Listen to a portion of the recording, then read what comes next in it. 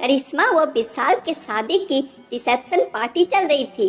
विशाल की माँ सुगंधा जी अपने डॉक्टर बेटे और वैज्ञानिक बहू को सभी आने जाने वाले दोस्त रिश्तेदारों से मिला रही थी। पार्टी समाप्त होने के बाद सुगंधा जी की बड़ी ननद ने कहा, भाभी बुरा मत मानना, लेकिन आपने शादी के लिए हाँ कैसे और क्यों कह दी?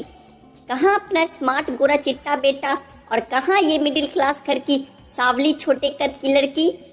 सब पार्टी में हंस रहे थे हमारे परिवार के ऊपर।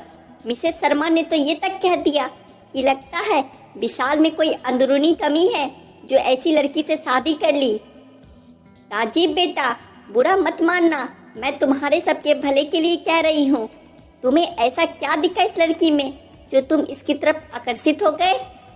अगर सिर्फ डिग्री छोड़ दी जाए तो इसके पास तुम्हें देने के लिए है ही क्या? किसी भी लड़के को आकर्षित करने के लिए कुछ भी नहीं, और तुम्हारे पास तो सब कुछ है, पैसा, अच्छी डिग्री, मॉडल की तरह पर्सनालिटी।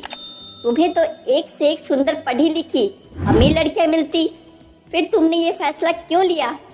भाभी तो सीधी सादी है, इन्होंने शायद डर के अपने इकलौते बेटे की पसंद को ही अपनी पसंद मान लिया होगा और इस लव मैरिज शादी के लिए हाँ कह दिया होगा।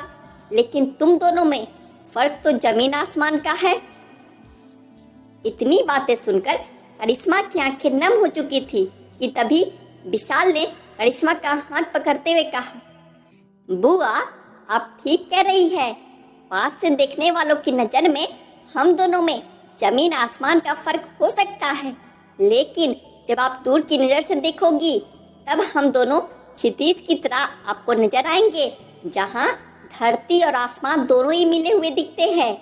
मुझे कुछ पल की खूबसूरती का आकर्षण नहीं, बल्कि जिंदगी भर साथ निभाने वाली व्यवहार कुशल जीवन साथी चाहिए थी। इसलिए मुझे करिश्मा से प्यार हुआ और मैंने उससे शादी कर ली।